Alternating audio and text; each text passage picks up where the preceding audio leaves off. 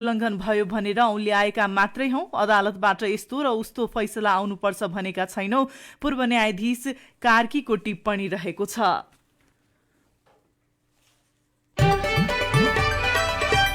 प्रतिनिधि सभा विघटनसँगै निर्वाचन मिति तोकेपछि काठमाडौँ उपत्यका बाहिर पहिलोपटक निस्कनु भएका नेपाल कम्युनिस्ट पार्टी नेकपाका अध्यक्ष तथा प्रधानमन्त्री केपी शर्मा ओलीले निर्वाचनबाट मात्रै प्रतिनिधि सभा स्थापना हुने बताउनु भएको छ।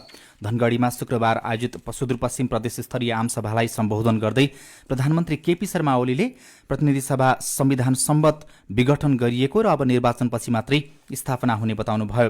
केही मानिसले प्रधानमन्त्री केपी शर्मा ओलीले चुनाव गराउँदैन भनेर हल्ला फैलाइरहेको भन्दै उहाँले तोकिएको समयमै चुनाव हुनेमा ढुक्क रहन आग्रह पनि गर्नुभएको छ। नेपाल कम्युनिस्ट पार्टी नेकपाको प्रचण्ड नेपाल समूहका प्रवक्ता नारायण काजी श्रेष्ठले भने सर्वोच्च अदालतलाई संविधानले संविधान संशोधन गर्ने अधिकार नदिएको बताउनु भएको छ। राष्ट्रिय सभाको हिजोको बैठकको विशेष समयमा नेता श्रेष्ठले सर्वोच्चले संविधानको आधारमा मात्रै प्रतिनिधि सभा विघटन विरुद्धको मुद्दाको फैसला गर्न पाउने बताउनुभयो। शक्ति पृथकीकरणको सिद्धान्त अनुसार संविधानले निश्चित जिम्मेवारी संवैधानिक अङ्गलाई दिएको र संवैधानिक अङ्गको स्वच्छ तथा स्वतन्त्र भूमिका काम र कारबाहीप्रति आफूहरू विश्वस्त रहेको पनि उहाँले बताउनुभयो।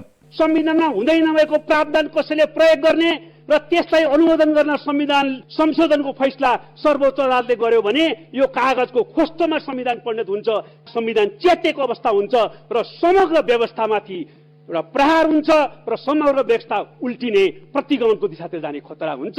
त्यो कुरा कुनै पनि हातमा सही हुन सक्दैन। त्यसैले संविधान सम्मत ढङ्गले अदालतले फैसला गर्नेछ भन्ने कुरा हामी विश्वस्त छौं। निर्वाचन आयोगले नेकपाको दुवै पक्षको अलग अलग ढंगले गरेका निर्णयहरू पार्टीको विधान सम्मत नभएको भनी प्रश्न उठाएको छ। पार्टीमा गरिएका फेरबदलहरू विधान सम्मत सुधार गरिए मात्रै दल दर्ता किताबमा अध्यावधि गर्न सकिने आयोगले दुवै पक्षलाई गरेको पत्रचारमा उल्लेख गरिएको छ। आयोगले दुवै पक्षबाट आयोगमा गरिएका पत्रचारमा उल्लेखित निर्णयहरू विधानको व्यवस्थासँग मेल नखाएको भनेको छ। आयोगले पार्टीको आधिकारिक निर्देशन र पत्रचारमा दुवै अध्यक्षको हस्ताक्षर हुनुपर्ने विधानको व्यवस्थातर्फ ध्यानाकर्षण पनि गराएको छ। विधानको धारा 18(6) को 8 मा रहेको पार्टीको आधिकारिक निर्देशन र पत्राचारमा दुवै अध्यक्षको हस्ताक्षर हुने व्यवस्था कार्यान्वयन नभएको आयोगले इंगित गरेको छ। विधानको उक्त व्यवस्था अनुसार पार्टीमा आधिकारिकताको माग दाबी नभएसम्म नेकपाका अध्यक्षद्वय केपी शर्मा ओली र पुष्पकमल दाहाल दुवैको हस्ताक्षर भएका पत्रलाई मात्रै मान्यता दिन सकिने आयोगले बताएको छ। केन्द्रीय कमिटिको 2/3 बहुमतले मात्रै विधान संशोधन गर्न सक्ने विषयको पालना गर्न पनि आयोगले भनेको छ। 441 सदस्यीय केन्द्रीय कमिटिले कुल निर्वाचित सदस्य संख्याको 10% नबढाई मनोनयन गर्नुपर्ने पनि आयोगले भनेको छ। यसले नेकपाको विवादलाई अन्योलतातर्फ धकेलिदिएको छ। बढ्दै गएको चिसोका कारण तराई मधेसको जनजीवन प्रभावित बन्न थालेको छ। शीतलहर सुरु भएको छैन तर चिसो भने अत्यधिक छ। शीतलहर सुरु नहुँदै 10 जना भन्दा धेरैले चिसोकै कारण ज्यान गुमाइसकेका छन्। यो समयमा 2 छाक टार्न समेत मुस्किल हुँदै आएका 12 पर्साका विपन्न परिवारहरू चिसोसँग जुझ्न सरकारबाट सहयोगको अपेक्षामा छन्। पर्साको वीरगञ्ज महानगरपालिका वडा नम्बर 32 टेढाका नागेश्वर महतो छेवैमा भुसको आगो सल्काएर एक बिहानै नाङ्लो बुनिरहेको भेटिनुभयो। चिसो हुस्सुले छपक्कै छोपेको बेलामा आगो ताप्नुको विकल्प छैन। दिन त जसोतसो काटिए पनि चिसोले रात कष्टपूर्ण हुने गरेको उहाँको भनाइ छ। जे गरेर यस्तै अब सुतेर पोराल ओढेर सुत्नी हो कि होइन। बाराको जितपुर सिमरा उपमहानगरपालिका 10 नितनपुरकी नगिया देवीलाई चिसोका बेला आफ्नो भन्दा बढी आफ्ना बालबालिकाको चिन्ता लाग्छ। फुसको सानो घरमा 7 सन्तानलाई चिसोबाट जोगाउन अनेक उपाय अपनाउनु परेको बताउँदै नगिया देवीले भन्नुभयो, छौ बेटी बा, एगो बेटा बा, जगह न जमीन बा, हमनी जंगल का जरिया के बैठल बानी सन। नगिया देवी र नागेश्वरको मात्र होइन, विशेष गरी तराईका विपन्न परिवारका नागरिकसँग जाडोमा न्यानो लुगा किन्ने पैसा हुँदैन। पराल र पालको सहारामा रात काट्नु परेको बाध्यता सुनाउँदै लक्ष्मी निया देवी, हमनी के तो घर में कुछ नहीं के, कपड़ा नहीं के भेटत, पहने के ओढ़े के, ठंडा के दिन बा पोरल बिछा के पाल ओढ़ के अपन बाल बच्चा के रखल जाता है। यस वर्ष तराईमा अझै शीतलहर सुरु नहुँदै विपन्न परिवारमा छटपटी सुरु भएको छ। सरकारले विपदबाट जोगाउला भन्ने आशा नलागेको जितपुर सिमरा 7 जितपुरका रतु माझी बताउनुहुन्छ। सब मुखिए रखले त हमने कोई किछु मिलते नहीं खे, सब किछु मिले आवत हमने थाहे नहीं खे दमनी दे। विपद व्यवस्थापन समितिमा शीतलहरबाट जोगाउनका लागि विभिन्न निर्णय हरेक वर्ष हुन्छ, तर त्यसलाई कार्यान्वयनमा स्थानीय तहका जनप्रतिनिधि जागरुक देखिँदैनन्। यसैका कारण सरकारी निकायबाट वर्षेनी गरिने निर्णय अनुसार सेवा सुविधा आउने प्रतीक्षामै विपन्न नागरिकको दिन बित्ने गरेको छ। अविनाश आचार्य, CIN रेडियो सिमरा, बारा। चिसोबाट विपन्नलाई जोगाउन स्थानीय सरकारसँग कसरी समन्वय गरेर प्रदेश सरकारले काम गर्दैछ? प्रदेश नम्बर 2 सरकारका प्रवक्ता समेत रहनुभएका आन्तरिक मामिला तथा कानून मन्त्री ज्ञानेन्द्र कुमार यादव भन्नुहुन्छ, यो दाउरा होइन, हामी न्यानो कपडा त्यस्ता व्यक्तिहरूलाई देऊ जसले गर्दाखेरि उनीहरू यी चाहिँ समस्याहरूबाट पनि बच्न सकिन्छ र चिसोलाई पनि छल्न सकिन्छ भन्ने हिसाबमा हामी काम सुरु गरिसकेका छौँ। र अर्को कुरा हामी के भन्यौँ, यदि स्थानीय तहसँग यो सम्भव हुँदैन भने त्यस्तो अवस्थामा स्थानीय सरकारको माग अनुसार प्रदेश सरकारले चाहिँ सहयोग गर्ने भनेर हामी डिसिजन गरेका छौँ र त्यो अनुसार हामी काम पनि गरिसकेका छौँ। कतिपय ठाउँमा अपाङ्गहरूलाई पनि दिने कुराहरूमा हामी त्यस्ता किसिमको चाहिँ सहयोगहरू हामी सुरु गरिसकेका छौँ। हाम्रो काम सुरु भइसकेका छ। भारतका विभिन्न प्रान्तमा बर्ड फ्लूको प्रकोप देखिएपछि नेपालमा सम्भावित जोखिम आकलन गरी सरकारले सतर्कता अपनाउन थालेको छ। बर्ड फ्लूको संक्रमण भित्रिन नदिन सीमा क्षेत्रमा कडाई गर्न पशु सेवा विभागले सरकारवाला निकायलाई निर्देशन पनि दिएको छ। कृषि तथा पशुपन्छी विकास मन्त्रालय अन्तर्गतको विभागले 8वटा पशु क्वारेन्टाइन कार्यालय र 24वटा पशु क्वारेन्टाइन चेकपोस्टलाई पत्रचार गरी सीमा क्षेत्रबाट पोल्ट्री र पोल्ट्रीजन्य पदार्थ तत्काल रोक्न भनेको हो। पशु स्वास्थ्य तथा पशु सेवा ऐन 2055 को दफा 11 को अधिकार प्रयोग गरी शंकास्पद र जोखिम मानिएका पदार्थ, कुखुराको मासु र मासुजन्य पदार्थमा रोक लगाउन निर्देशन दिएको पशु सेवा विभागका सूचना अधिकारी डाक्टर चन्द्र ढकालले CIN-लाई जानकारी दिनुभयो। पशु स्वास्थ्य तथा पशु सेवा ऐनमा पनि दफा 11 क मा संक्रमित मुलुकबाट पन्छीजन्य पदार्थ, पन्छी उत्पादन सामग्री चाहिँ आयातमा प्रतिबन्ध लगाउन सकिने भन्ने चाहिँ प्रावधान छ। त्यो अधिकार चाहिँ क्वारेन्टाइन अधिकृतलाई छ कि त्यसैले हामीले हाम्रो सबै 8वटा क्वारेन्टाइन कार्यालय र 24वटा क्वारेन्टाइन चेकपोस्टहरूमा नै दफा 11 क बमोजिम अलर्ट रहन। अब त्यसलाई चाहिँ यदि इन्फेक्टेड जुन संक्रमित क्षेत्रबाट चाहिँ आउन सक्ने पन्छीजन्य पदार्थ, उत्पादन सामग्रीका कुराहरू चाहिँ भित्रिन नदिनलाई चाहिँ अलर्ट रहनलाई पत्रचार गरिसकेका छौँ। त्यसको साथसाथै अरू बर्ड फ्लू रोग नियन्त्रणको लागि चाहिँ सम्बद्ध निकायहरू, प्रयोगशालाहरू छ हैन, जसमा PCR टेस्ट गर्नुपर्ने हुन्छ। सबै निकायलाई चाहिँ सतर्क रहनको लागि चाहिँ पूर्व तयारी बस्नलाई निर्णय गरेका छौँ। काकडभिट्टा, विराटनगर, जनकपुर, वीरगञ्ज, काठमाडौँ, भैरहवा, नेपालगञ्ज र कञ्चनपुरको गड्डा चौकी क्वारेन्टाइन कार्यालय र उक्त कार्यालय मातहतका 24वटा चेकपोस्टलाई निगरानी बढाउन पनि भनिएको उहाँले बताउनु भएको छ।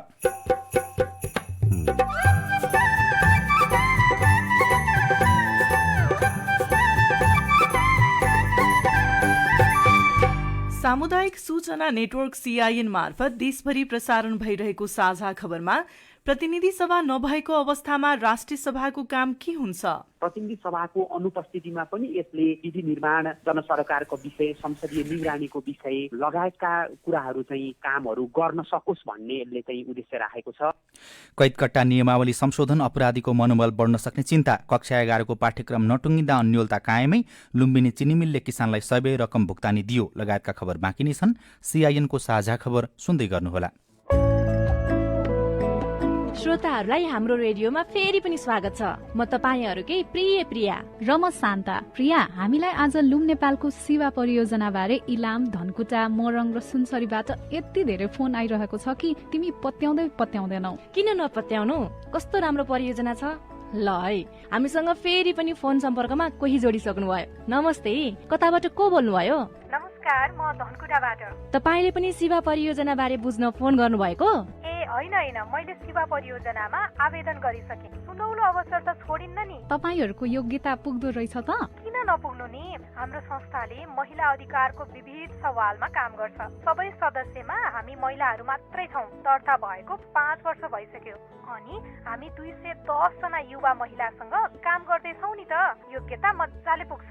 सजिलो थियो है? हुन त फारम अनलाइन भरे नि भो या डाउनलोड गरेर लेटर हेडमा पठाए नि भयो। हो, साह्रै सजिलो नि। मैले लुम नेपालमा फोन गरे अनि योग्यता सोधे अनि फारम भर्दा त उहाँहरूले भने जस्तै गरे। कति राम्रा मान्छेहरू। जे सोधे पनि जति बेर कुरा गरे पनि सबै सूचना सजिलै बुझाइदिनु भयो नि। हो, हामीले सबै कलरहरूलाई लुम नेपालमै फोन गर्ने सल्लाह दिन्छौँ। हो, छिट्टै भन्नु है, आवेदनको लागि धेरै समय छैन नि फेरि। हो, phone number 01 42 51 335 98 0 20 38 262 01 42 51 335 98 0 20 38 262। Email manisha@lumnepal.org manisha@loom@loomnepal.org। Website www.loomnepal.org Thapathali Kathmandu. अन्तिम मिति फागुन 2 गतेसम्म मात्र छ, सुनिहाल्नुभयो, छिट्टै फोन गरिहाल्नुहोस् है। प्रसूति एक विशेष अवस्था हो। कोरोना भाइरस कोभिड-19 महामारीको समयमा यस अवस्थालाई अझ बढी ध्यान दिनुपर्दछ। गर्भवती तथा सुत्केरीलाई पनि कोरोना भाइरसको संक्रमण हुन सक्छ। जुनसुकै अवस्थामा पनि गर्भवतीलाई विशेष हेरचाह र स्याहार चाहिन्छ। बच्चा जन्माउने बेलामा पनि खतराका लक्षणहरू देखिन सक्छन्। 8 घण्टा भन्दा बढी लामो सुत्केरी व्यथा लाग्नु, बच्चाको पहिला हात, खुट्टा वा नाल निस्कनु, गर्भवतीको हात खुट्टा अररो भई काप छुट्नु वा मुर्छा पर्नु, बच्चा जन्माउनु अघि अथवा बच्चा जन्मिसकेपछि पनि धेरै रगत बग्नु। यस्ता लक्षणहरू देखा परेमा तुरुन्तै नजिकैको स्वास्थ्य संस्थामा जाँच्न लैजानुपर्छ।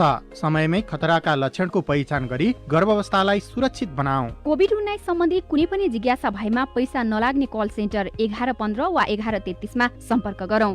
राष्ट्रिय स्वास्थ्य शिक्षा सूचना तथा सञ्चार केन्द्र र UNFPA द्वारा जनहितमा जारी।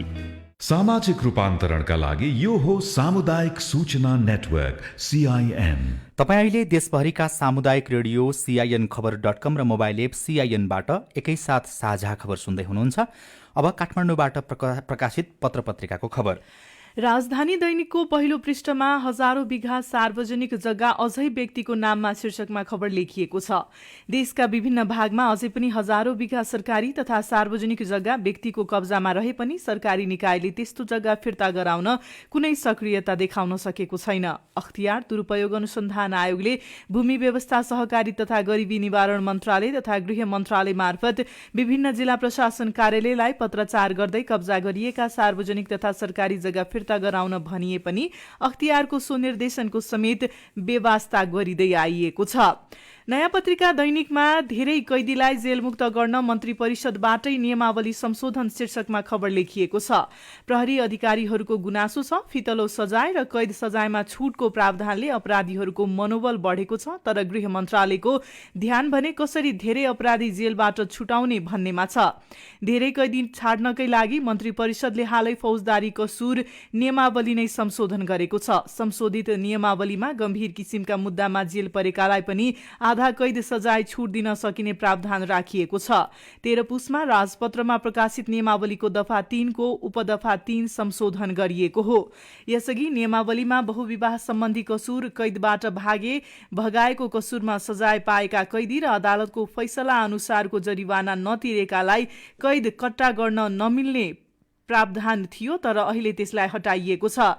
यस्तै 7 फागुनको प्रजातन्त्र दिवसको अवसर पारेर सरकारले ठूलो संख्यामा कैदीहरूलाई छाड्ने तयारी गरेको छ। स्रोतका अनुसार असल चालचलन नभएकाहरूलाई पनि छोड्न लागि हो। कान्तिपुर दैनिकमा खोपका लागि नामावली संकलन गरिँदै शीर्षकको खबर छापिएको छ। स्वास्थ्य मन्त्रालयले पहिलो चरणमा खोप लगाउने स्वास्थ्य कर्मीको नामावली संकलन शुरू गरेको छ। स्थानीय तह मार्फत स्वास्थ्य संस्थामा कार्यरत स्वास्थ्य कर्मी, महिला स्वयंसेविका, कर्मचारी, कार्यालय सहयोगीको नामावली संकलन थालिएको हो। ठूला अस्पताल र मेडिकल कलेजमा कार्यरत स्वास्थ्य कर्मी र कर्मचारीको तथ्याङ्क भने स्वास्थ्य सेवा विभागबाट संकलन भइरहेको छ। परराष्ट्र मन्त्री प्रदीप गेवाली भारत भ्रमणमा जाँदा खोप ल्याउन पहल हुने अपेक्षा राखेर तयारी तीव्र पारिएको स्वास्थ्य मन्त्रालय स्रोतले जनाएको छ। तर नागरिक दैनिकमा खोप कहिले आउने हो ठेगान छैन शीर्षकको खबर छ। छिमेकी राष्ट्र भारतमा केही दिनमै कोरोना भाइरस विरुद्धको खोप लगाउने तयारी भइरहेका बेला नेपालमा भने खोप कहिले आउने र कहाँबाट आउने भन्ने यकिन हुन सकेको छैन। भारतका विभिन्न राज्यमा शुक्रबार खोप लगाउने पूर्वाभ्यास गरिएको छ भने विभिन्न भारतीय शहरमा वितरण केन्द्र स्थापना गरिएका छन्। खोपका लागि चाहिने व्यवस्थापकीय तयारी र प्रशिक्षण सञ्चालन गरेको भारतले केही दिनमै खोपको व्यापक अभियान सुरु गरेको छ, तर नेपालमा भने कहिले खोप आउने हो अझै पनि टुङ्गो लागिसकेको छैन। नागरिक दैनिकमै कक्षा 11 को पाठ्यक्रम टुङ्गो नलाग्दा अन्यल शीर्षकको खबर छ। नयाँ र पुरानो कुन पाठ्यक्रम लागू गर्ने भन्ने विषय टुङ्गो लाग्न नसक्दा यो वर्ष कक्षा 11 मा भर्ना भएका विद्यार्थीको पठन पाठन अझै पनि सुरु हुन सकेको छैन। त्यसले समग्र पठन पाठन नै प्रभावित बनेको छ। र एउटा खबर छ लुम्बिनीले दियो भुक्तानी शीर्षकको, यो अन्नपूर्ण पोस्ट दैनिकमा छापिएको खबर हो। खबरमा भनिएको छ पश्चिमी नवलपरासीको सुनवल स्थित लुम्बिनी चिनी उद्योगले किसानलाई तिर्नुपर्ने सबै रकम बैंक खातामा जम्मा गरेको छ। रकम नतिरेपछि प्रहरीले उद्योगी मनोज अग्रवाललाई नियन्त्रणमा लिएको थियो। हप्ता दिनभित्रै रकम जम्मा गर्ने जिल्ला प्रशासन कार्यालयले प्रतिबद्धता जनाएअनुसार अग्रवालले सबै रकम बैंकमा जम्मा गरिदिनु भएको हो। साझा खबरमा अब हेलो सीआईएन सोभिता रिसालबाट।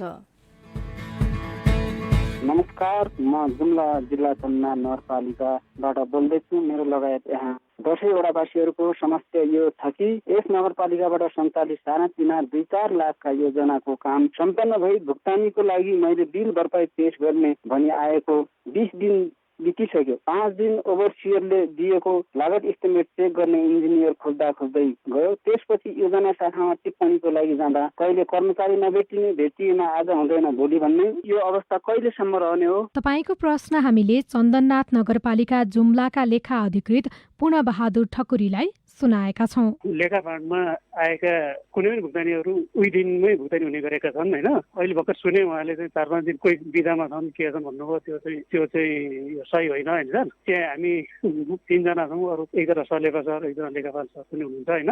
कोही कामले बाहिर गए पनि अरूबाट काम भइहाल्छ होइन। उहाँहरूकै आफ्नै डकुमेन्टमा केही कमी थियो होला। नमस्ते, म अमकान खतिवडा हो। म विजयनगर गाउँपालिका वार्ड नम्बर 10 कपिलवस्तु मानपुरबाट अम्ल भन्ने एउटा गाउँ हुन्छ। त्यसको बिचमा एउटा खोलो छ अनि पारी चाहिँ स्कुल छ, वारी चाहिँ गाउँ छ। वारीबाट पारी जाँदाखेरि बच्चाहरूलाई धेरै समस्या भएको छ। पुल बन्न सकेको छैन कि धेरै समस्या छ। कम्तीमा पनि 21-22 वटा गाउँको लागि पनि समस्या भएको छ। तपाईको प्रश्नको जवाफ दिँदै हुनुहुन्छ विजयनगर गाउँपालिका रूपन्देहीका अध्यक्ष गोपाल बहादुर थापा मगर। धन्यवाद। यो पुलको विषयमा विजयनगर गाउँपालिका भनेको कपिलवस्तु जिल्लाको सुदूरपश्चिम इन्डियाको बोर्डरसँग जोडिएको धेरै खोला नाला खोलाहरू रहेको गाउँपालिका। हामीहरू निरन्तर लागिरहेका छौँ। विजयनगरको गाउँपालिकामा रहेका सबै खोला घाल्सीहरूमा पुल बनाउने कुराहरू, झोलुङ्गे पुल बनाउने कुराहरू तीव्र रूपले अगाडि बढ्दै गर्दा हामी सबै योजनाहरूलाई गाउँपालिकाको गाउँसभाबाट निर्णय गरेर डिपिआर गराएर सम्बन्धित निकाय, प्रदेश सरकार, केन्द्र सरकारहरूमा हामी चाहिँ अगाडि बढाइसकेका छौँ। र यो पुलको लागि पनि हामी निरन्तर प्रदेश सरकारसँग समन्वय गरिरहेका छौँ र त्यो पुललाई पहिलो प्राथमिकता राख्ने गरी हामी चाहिँ अगाडि बढिरहेका छौँ। गौरीशङ्कर गाउँपालिका वार्ड नम्बर 5 सुरी चिनेखुबाट बोलेको म। अब हामीले सधैँ खाइरहेको पानी एउटा धुइसङ धारा भन्नेबाट खाइरहेको थिएँ। 72 सालको भुइँचालो र अब त्यो रोड बढाउने क्रममा चाहिँ अलि सुक्न गएको छ। त्यसकारण हामी 14 घरधुरीले चाहिँ खानेपानीको समस्या भएको छ। अनि स्थानीय अध्यक्षज्यूलाई भन्दाखेरि चाहिँ एक घर एक धाराको प्रावधान छ हाम्रो। अब तपाईँ चिन्ता नमान्नुहोस् भन्नुहुन्छ, खै अहिलेसम्म त्यो कुराहरू भएको छैन। तपाईको प्रश्न हामीले गौरीशङ्कर गाउँपालिका दोलखाका प्रमुख प्रशासकीय अधिकृत बालकुमार श्रेष्ठलाई सुनाएका छौं। यस्तो छ, ओडाले नै के गरेको छ भने सुरीभरि खानेपानी निर्माण तथा मर्मतको लागि 7 लाख रुपियाँ बजेट विनियोजन गरेको छ। अनि यसको लागि चाहिँ हामीले उपभोक्ता समिति गठन गराउने प्रोसेसमा उहाँहरूले बोलाइसकेका छौँ। ओडामा विनियोजित बजेट हो। ओडाको अध्यक्षज्यूले चाहिँ यो बजेट चाहिँ कार्यान्वयन गर्नुपर्ने हो। अब यो हामी प्राय सबै नै उपभोक्ता समितिहरू यो वर्षको बजेट कार्यान्वयनको लागि चाहिँ उपभोक्ता समिति गठन मार्फत चाहिँ कामहरू यो अगाडि बढाइसकेको छ। तपाईँ पनि जुनसुकै बेला हाम्रो आइभीआर नम्बर 01 52 60 646 मा फोन गरेर दिइएको निर्देशन अनुसार आफ्नो प्रश्न, प्रतिक्रिया र गुनासो रेकर्ड गराउन सक्नुहुनेछ। साझा खबरमा अब विदेशको खबर। भारत सरकार र आन्दोलनरत किसानका बीचमा जनवरी 15 तारिकमा पुनः वार्ता हुने भएको छ। 1.5 महिनादेखि आन्दोलनरत किसान र नेताहरूसँग शुक्रबार भएको 8औं चरणको वार्ता बिना निष्कर्ष सकिएपछि फेरि जनवरी 15 तारिकमा वार्ता हुन लागेको हो। र अमेरिकी संसदका सभामुख नैन्सी पेलोसीले राष्ट्रपति डोनाल्ड ट्रम्पलाई तत्काल कार्यालय छोड्न निर्देशन दिनुभएको छ। तत्काल कार्यालय नछोडे संसदले कार्यवाही गर्ने उहाँले बताउनु भएको छ। शुक्रबार प्रेस विज्ञप्ति जारी गर्दै पेलोसीले अमेरिकी संसदमा भएको हिंसात्मक घटनालाई देशमाथि लागेको दागको संज्ञा पनि दिनुभएको छ। अब खेल खबर। प्रधानमन्त्री कप पुरुष राष्ट्रिय क्रिकेट प्रतियोगिता माघ 2 गतेदेखि हुने भएको छ। 7 प्रदेश तथा विभागीय टोली, त्रिभुवन आर्मी, नेपाल एपीएफ र नेपाल पुलिस क्लब गरी 10 टोली सहभागी रहने प्रतियोगिताका लागि कीर्तिपुर स्थित त्रिवी क्रिकेट मैदान र मूलपानी क्रिकेट मैदानलाई तयार पारिएको छ। कोहलपुर क्रिकेट एकेडमी र बीबी वारियर्स कोहलपुर ओपन क्रिकेट प्रतियोगिताको फाइनलमा प्रवेश गरेको छ र मोरङको पथरी सनिश्चिरेमा 3 दशकदेखि बसोबास गर्दै आएका भुटानी शरणार्थीको संगठन YFCले 5औं अन्तर्राष्ट्रिय आमन्त्रण शरणार्थी च्यालेन्ज कप फुटबल प्रतियोगिता 2021 आयोजना गर्ने भएको छ। स्थायी सदनको रूपमा रहेको राष्ट्रिय सभाले के काम गर्दैछ? रेडियो कुराकानी, अरू खबर र कार्टुन पनि बाँकी नै छ। CINको साझा खबर सुन्दै गर्नुहोला। ओहो सर नमस्ते। विद्यालय खोल्नु भएछ, खुसी लाग्यो। तर यस्तो कोरोनाको प्रकोपको समयमा सञ्चालन गर्नु अघि, सञ्चालन भइरहेको समयमा र सञ्चालनपछि बालबालिकाको सिकाइलाई निरन्तरता दिन स्वास्थ्य सुरक्षा सम्बन्धी महत्त्वपूर्ण काम गर्नुपर्छ। त्यो गर्नुभएको छ त? सबै पक्षसँग समन्वय गरेर सरकारले तयार पारेको विद्यालय सञ्चालन सम्बन्धी कार्यढाँचा 2077 अनुसार योजना बनाएकै छौँ। अब सबैको पहुँच हुने गरी हात धुने साबुन पानीको व्यवस्था पनि मिलाएका छौँ। अब बाल मैत्री, अपाङ्ग मैत्री, लैङ्गिक मैत्री शौचालयको पनि छुट्टा छुट्टी व्यवस्था मिलाएका छौँ। अब ज्वरो नाप्ने सहितको स्वास्थ्य सहायता कक्षको व्यवस्था पनि छ। बस्दा 1 मिटर भौतिक दूरी कायम हुने गरी बालबालिका र शिक्षक ढुक्क साथ विद्यालयमा आउने वातावरण पनि बनाएका छौँ। अब त्यसको जानकारी त अब अभिभावकलाई पनि छ, त्यति भए त पुग्छ होला नि। अब विद्यालय खुलेको समयमा संक्रमित र बिरामी बाहेक सबै बालबालिका विद्यालय ल्याउन पहल गर्नुपर्छ। तपाईँले भनेको बाहेक विद्यालयमा मास्कको अनिवार्य प्रयोग गर्ने, कक्षा कोठामा पर्याप्त प्रकाश र दुवैतिरबाट हावा चल्ने गरी झ्यालढोका खुल्ला राख्नुपर्छ। विद्यालयमा सबैले देख्ने गरी कोरोना भाइरसबाट बच्न अपनाउनु पर्ने सावधानीका बारेमा समावेशी र बालमैत्री सूचना सहितको पोस्टर पम्पलेट पनि टाँच्नुपर्छ। पाठ्यवस्तु समायोजन ढाँचा 2077 अनुसारको वार्षिक कार्यतालिका र पठन पाठनको योजना तयार गरी कार्यान्वयन गर्नुपर्छ। अब विद्यालय सञ्चालन भएपछि योजना बमोजिम कार्यान्वयन भए नभएको अनुगमन गर्ने र आवश्यकता अनुसार मनोसामाजिक परामर्शदाताको व्यवस्था गरी परामर्श सेवा दिने पनि व्यवस्था मिलाएको छ भाइ। ल गजब गर्नु भएको रहेछ। केही गरी विद्यालय बन्द भइहाले नेपाल सरकार शिक्षा, विज्ञान तथा प्रविधि मन्त्रालयबाट जारी गरिएको सिकाइ सहजीकरण निर्देशिका अनुसार वैकल्पिक सिकाइका माध्यम अपनाएर विद्यार्थीलाई सिकाइमा जोड्नुहोला। जस्तोसुकै विपदमा पनि बालबालिकाको सिकाइलाई निरन्तरता दियौं, सुरक्षित साथ पुनः विद्यालय जाने कार्यलाई सुनिश्चित गरौं। सेभ द चिल्ड्रेन र CIN को सहयोगमा नेपाल सरकार शिक्षा, विज्ञान तथा प्रविधि मन्त्रालयबाट जारी सन्देश। सामाजिक रूपान्तरणका लागि यो हो सामुदायिक सूचना नेटवर्क CIN। साझा खबरमा अब राष्ट्रिय सभाको कामको कुरा। प्रतिनिधि सभा विघटन भए पनि राष्ट्रिय सभा बसिरहेको छ। राष्ट्रिय सभाले प्रतिनिधि सभा बिना पनि एक्लै के गर्न सक्छ? राष्ट्रिय सभाले गरेका काम खेर जाने हुन्छ कि हुँदैन? साथी सोभिता रिसालले राष्ट्रिय सभाका सचिव राजेन्द्र फुयालसँग कुराकानी गर्नु भएको छ।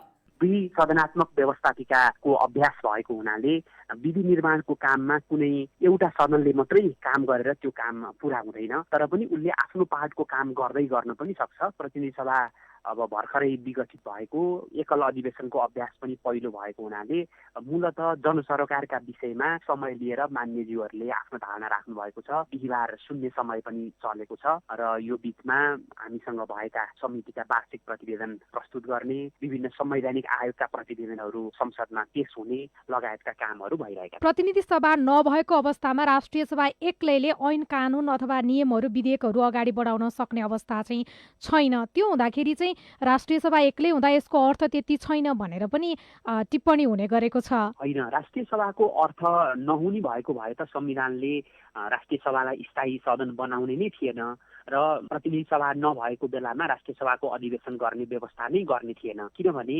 अहिले यो प्रतिनिधि सभा विघटन भएको सन्दर्भमा मात्रै होइन कि कार्यकाल पुरा भएर अर्को चुनाव हुँदा पनि निश्चित अवधि प्रतिनिधि सभा हुँदैन। तर राष्ट्रिय सभा चाहिँ स्थायी सदनको रूपमा संविधानले नै व्यवस्था गरेको छ। त्यसको मतलब चाहिँ प्रतिनिधि सभाको अनुपस्थितिमा पनि यसले विधि निर्माण, जनसरकारको विषय, संसदीय निगरानीको विषय लगायतका कुराहरू चाहिँ कामहरू गर्न सकोस् भन्ने यसले चाहिँ उद्देश्य राखेको भएको छ। अब जनप्रतिनिधिको पनि जनप्रतिनिधिको रूपमा चाहिँ राष्ट्रिय सभालाई हेर्न सकिन्छ। त्यस हिसाबले प्रतिनिधि सभा नभएको बेलामा राष्ट्रिय सभा एक्लैले चाहिँ के काम गर्न सक्छ र यहाँहरूले कस्तो खालको कार्यसूची अब आगामी दिनमा बनाउनुहुन्छ? राष्ट्रिय सभामा दर्ता भएका विधेयकहरू यसले सम्पूर्ण प्रक्रिया पूरा गरेपछि सदनमा चाहिँ विधेयक टेबल हुने, त्यसमा सैद्धान्तिक छलफल हुने, संशोधनका लागि समय खुल्ला गर्ने, त्यसपछि त्यसमा दफावार छलफल गरेर त्यसलाई संशोधन परिमार्जन गर्ने र पारित गर्ने, यो सबै प्रक्रिया चाहिँ राष्ट्रिय सभामा पूरा हुन्छ र त्यसपछि त्यसलाई पठाउनको लागि प्रतिनिधि सभा चाहिँ अहिले रिक्त रहेको स्थिति छ। अब राष्ट्रिय सभाबाट यो सबै कामहरू सकाएर राख्न चाहिँ सकिन्छ? हाम्रो संवैधानिक र यो चाहिँ हाम्रो नियमावलीको व्यवस्था अनुसार सकिन्छ, तर संसद भनेको राजनीतिक संस्था पनि भएको हुनाले यसलाई चाहिँ राजनीतिक वातावरणले चाहिँ प्रभाव पार्छ। जस्तो अहिले प्रतिनिधि सभा चाहिँ विगठित अवस्थामा छ, भोलि प्रतिनिधि सभा चाहिँ कसरी आउँछ, त्यसको कम्बिनेसन कस्तो हुन्छ, सरकार पनि नयाँ होला। राष्ट्रिय सभाले आफैले उत्पत्ति गरेर विधेयकलाई पारित गरेर ठिक्क पारिसके पछाडि पनि यदि प्रतिनिधि सभाले त्यो कुरालाई स्वीकार नगरेको खण्डमा चाहिँ राष्ट्रिय सभामा भएका सम्पूर्ण दुःखहरू खेरै जान्छ कि के हुन्छ? होइन, त्यसरी खेर जाँदैन। प्रतिनिधि सभाबाट आएका विधेयकहरूको हकमा चाहिँ अहिले राष्ट्रिय सभाले काम गर्न सक्दैन, गर्दैन। किनभने प्रतिनिधि सभामा प्रस्तुत भएका विधेयकहरू चाहिँ प्रतिनिधि सभाको कार्यकाल सकिएको अवस्थामा वा त्यो अगावै प्रतिनिधि सभा विघटन भएको अवस्थामा निष्क्रिय हुने हाम्रो संवैधानिक व्यवस्था छ र यो व्यवस्था अनुरूप प्रतिनिधि सभामा विचाराधीन भएका र राष्ट्रिय सभाले आफ्नो सम्पूर्ण काम सकेर पठाएका 6 वटा विधेयकहरू प्रतिनिधि सभामा प्रस्तुत भइसकेका कारण चाहिँ यो चाहिँ निष्क्रिय भएका छन्। यो निष्क्रिय भएका विधेयकको संख्या झन्डै 39 वटा छ। तर राष्ट्रिय सभामा नै उत्पत्ति भएको र राष्ट्रिय सभाको प्रक्रियामा रहेका विधेयकहरू जो चाहिँ 18 वटा हामीसँग छन्, ती विधेयकको हकमा भने राष्ट्रिय सभाले छलफल गर्न र त्यसलाई अगाडि बढाउन प्राविधिक रूपमा सक्छ। राष्ट्रिय सभाले पारित गरेर पठायो भने त्यो विधेयकलाई प्रतिनिधि सभाले चाहिँ छलफल गर्छ, प्रतिनिधि सभाले संशोधन गर्न सक्छ र प्रतिनिधि सभाले छलफल गरेर प्रतिनिधि सभामा उत्पत्ति भएर अगाडि बढेका विधेयकहरू पनि राष्ट्रिय सभाले चाहिँ संशोधन गर्न सक्छ। गरेका उदाहरणहरू छन्।